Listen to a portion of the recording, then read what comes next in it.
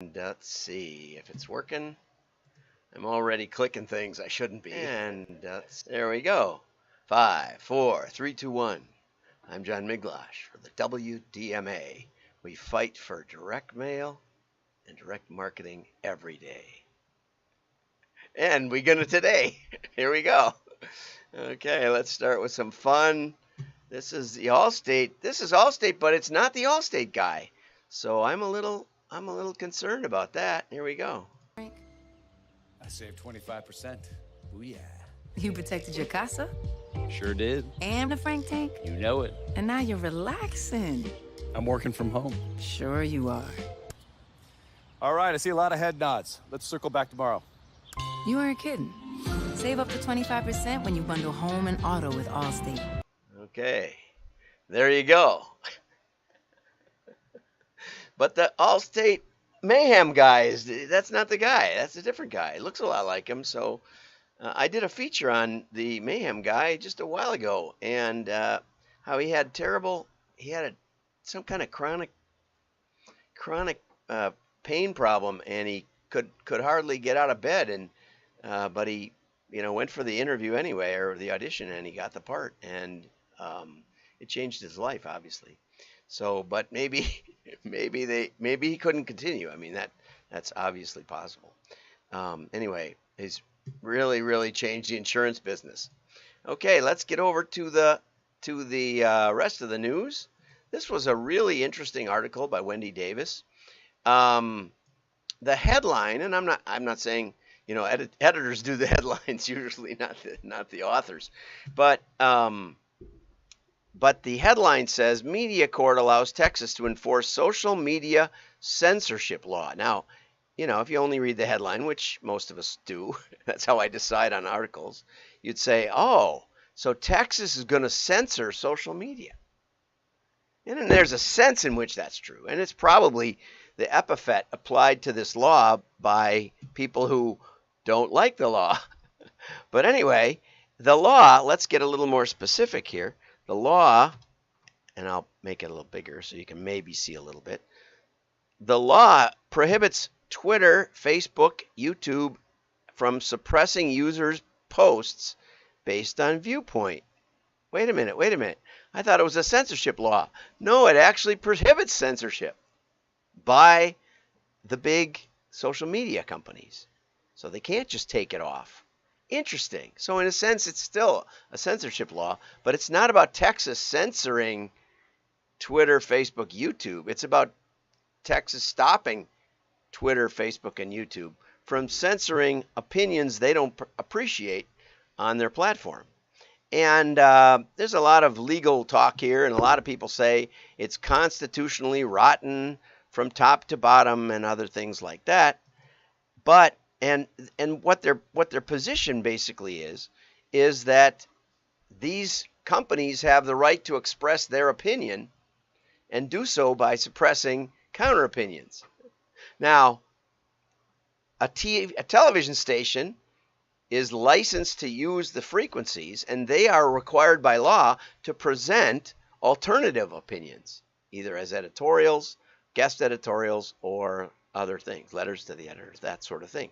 They're actually, part of their licensing is that they need to keep on hand feedback, and they need to make some of that known to the public, because they're in a particularly powerful position that they have that frequency exclusively, that people can't compete with them on that frequency. Otherwise, the broadcast media wouldn't even work.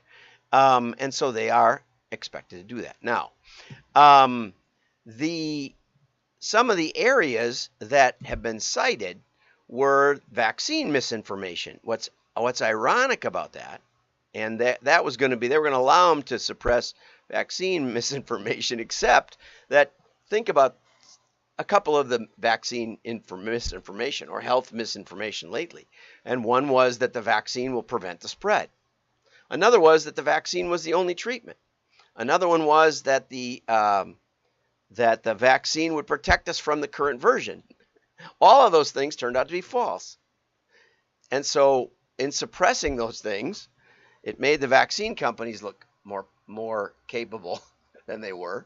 It made the vaccine look more compelling, but it also probably meant that other treatments, which could have been efficacious, there's a good word for it, medical term, were essentially suppressed. Now, the media companies say, well, we have Section 230 behind us, so we can do whatever we want.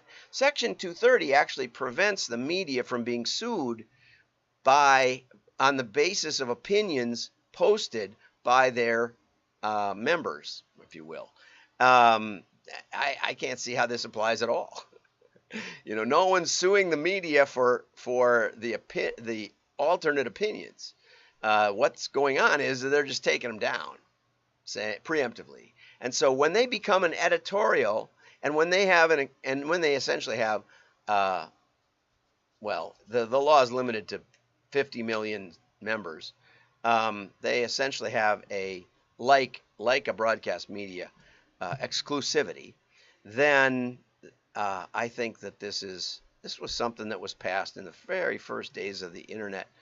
To protect, if you had a community website or a school website, somebody couldn't put something, just freely post something detrimental when you weren't looking, and then have the site censored for it or censured for it.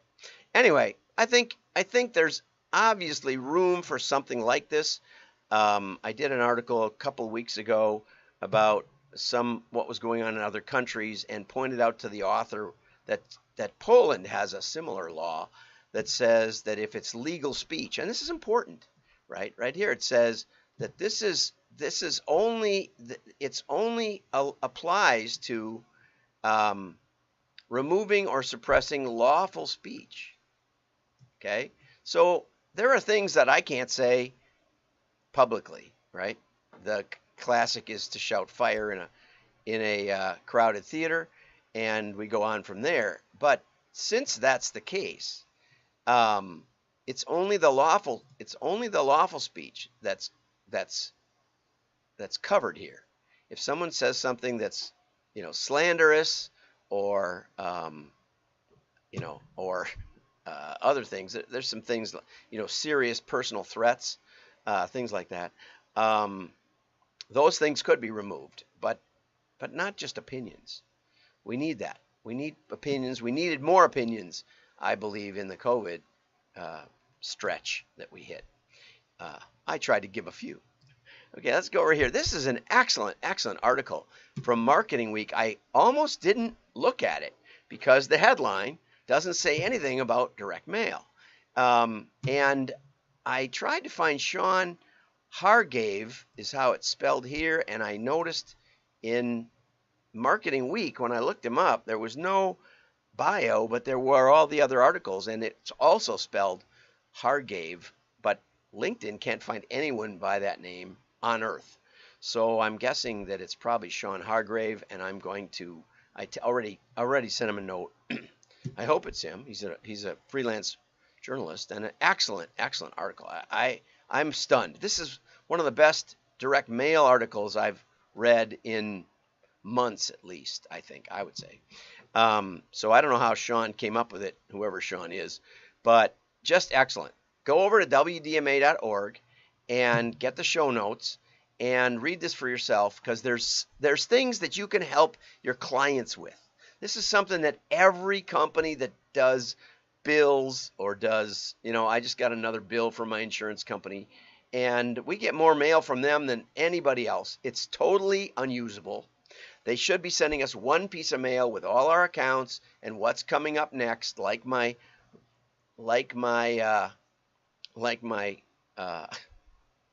IP does. I have different websites hosted, and they send me messages about what's coming up for renewal, and I get one message a month, and it's all very organized and how much it costs.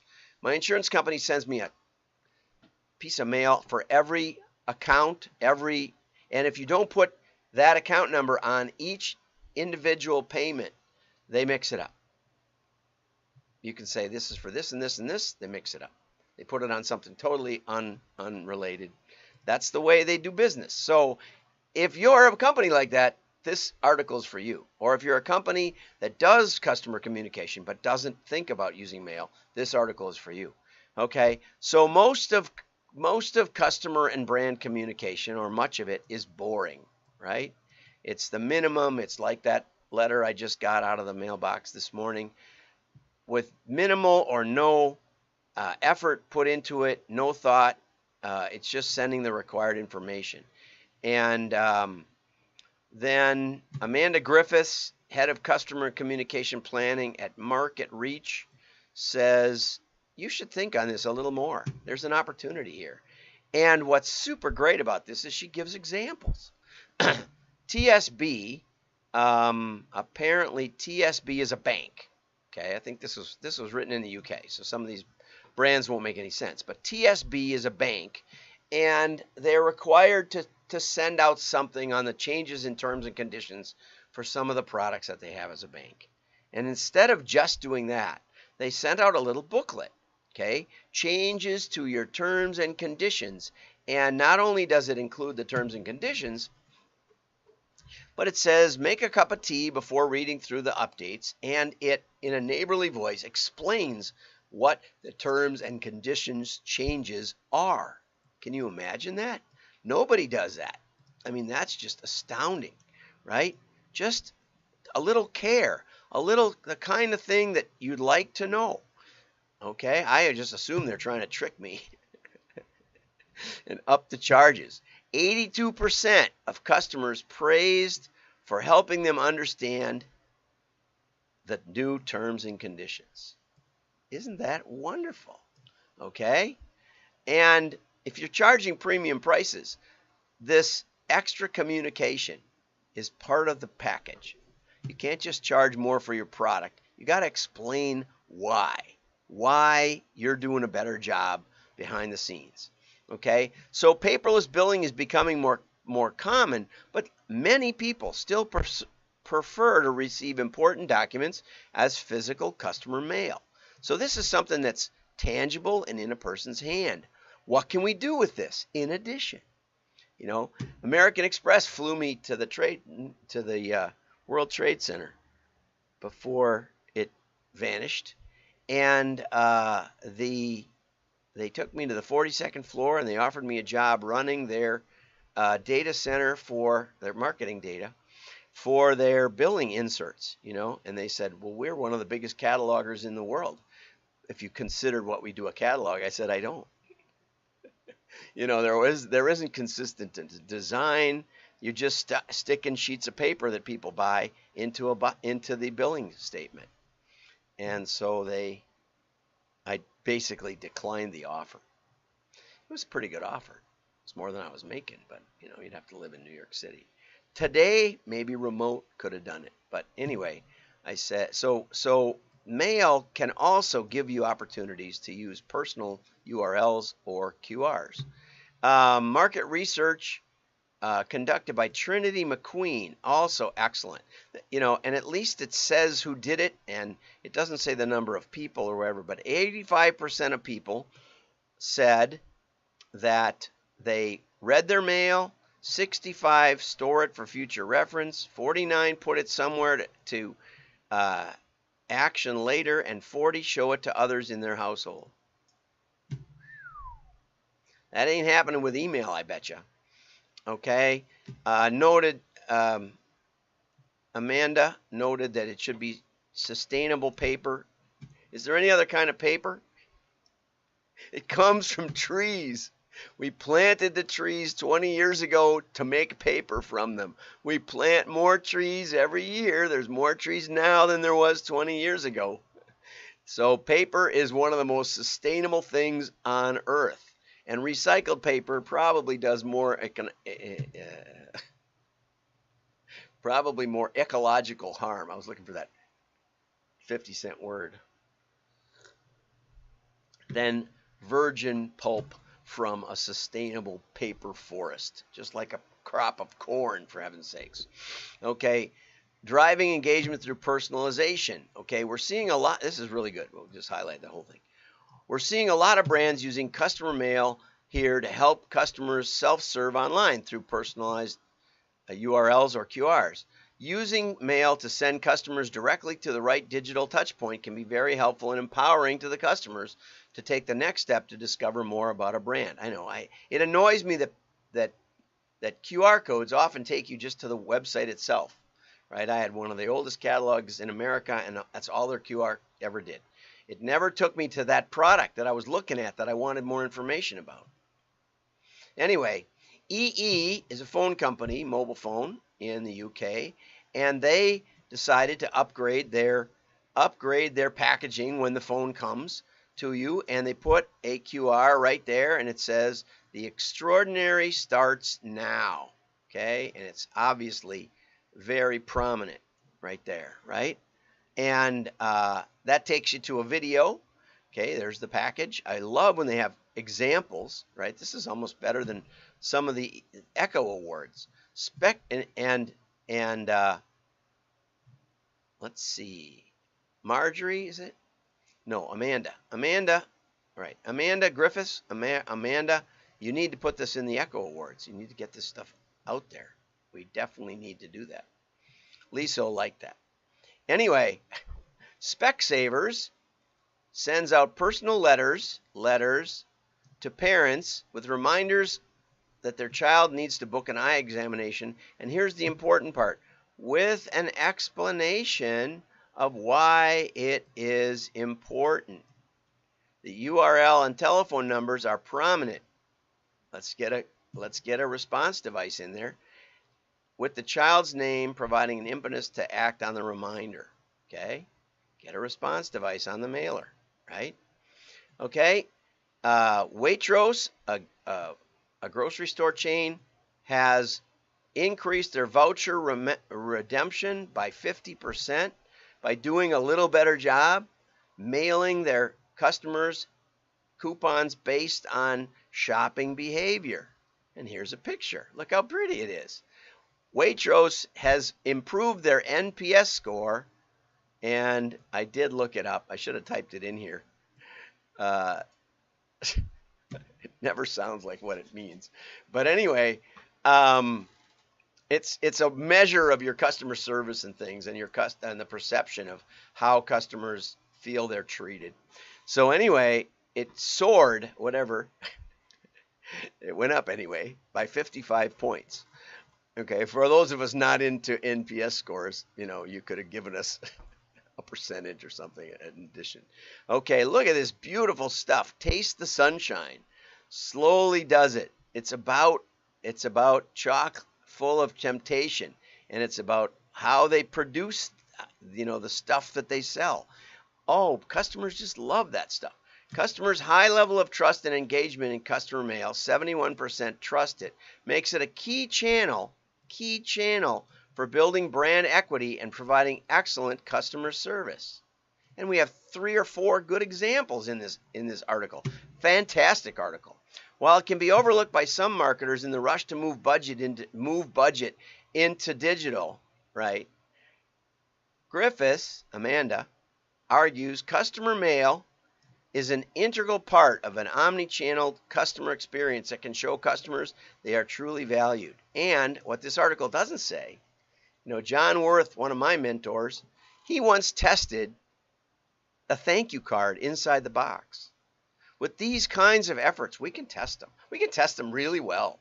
We can test them simply. We can take an internal digit of the postal code and use an even odd split so that when the customer responds, we can compare lifetime value. John did that over a 6-month period, and he found something like a 25% lift. No, I think it was only 10 or 15. But still, on the total average order, but with the people with the thank you card. In the next 6 months, the people he sent thank you cards to, just a thank you card in the box, pre-printed, but he stuck it in there, and he found a significant lift in average order of the next order. So there you go. We can test this, and it doesn't get into that, but there's sneaky and there's creative ways to test all these things and show the value and the ROI. Okay, 43% of customer mail drives a commercial action such as going online, planning a purchase, or buying something. There was a post on LinkedIn yesterday about attribution and how you shouldn't be too worried about it. Well, right, if all you do is digital and the engagement is so low that you don't get any kind of testable response, then you can't do attribution. It's a joke. What I said was the key was to do things with enough customer engagement that if you stop, if you do it to some customers and not others, there's a significant difference, which gives you the incremental causal value and profitability value, our return on investment of the action.